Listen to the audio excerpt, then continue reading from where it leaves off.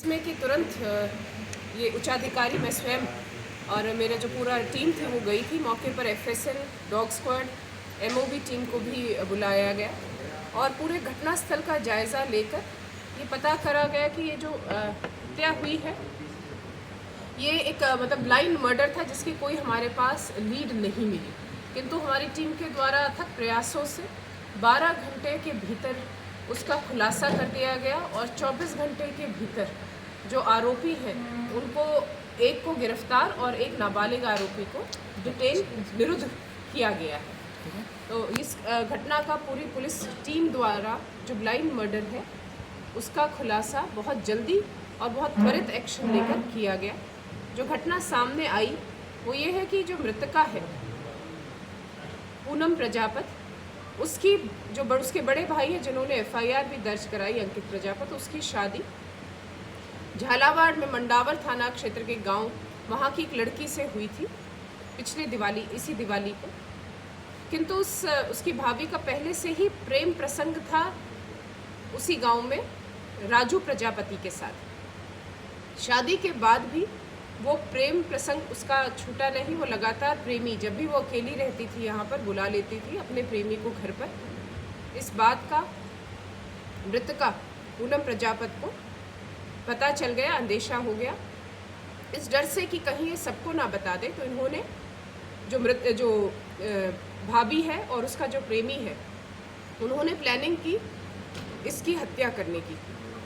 कल जब वो मिलने आया और जो ननद है और भाभी इकट्ठे अकेले थे तो उसमें उसको अवसर मिला, दोनों को अवसर मिल गया और उन्होंने उसकी नींद में उसको कंट्रोल करके और गला रेत कर उसकी हत्या कर दी गई।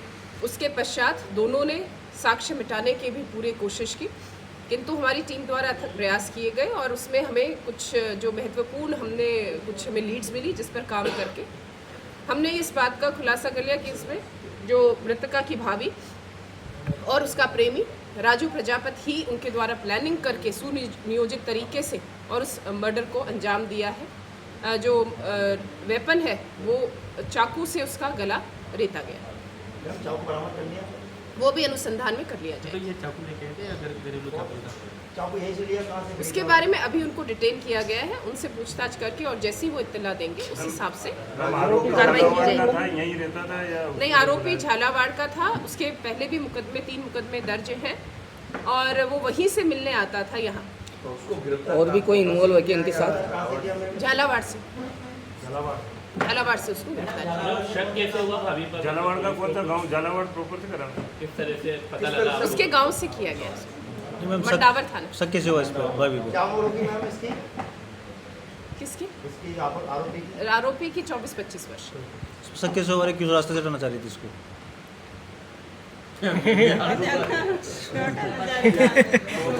वो उसका हमें संतोषजनक जवाब नहीं मिला। मैम, इनमें आपस में रिश्ता क्या था? इनमें ये जो लड़का है उसके गांव पे ही था, कहाँ का था? क्योंकि लड़की है जिसकी भी शादी हो रही बताई, ये जो हाँ, रिश्ते में थे आपस में, परिवार में ही था। परिवार में पूनम की भी शादी हो रही बताई ना, ये मंगे पूनम की शादी हो रही बताई। तय हुआ था उसी गांव में हुआ था, तो ये उसी भी डर गांव में था। हुआ था, ये मैंने पहले भी तो बताया था।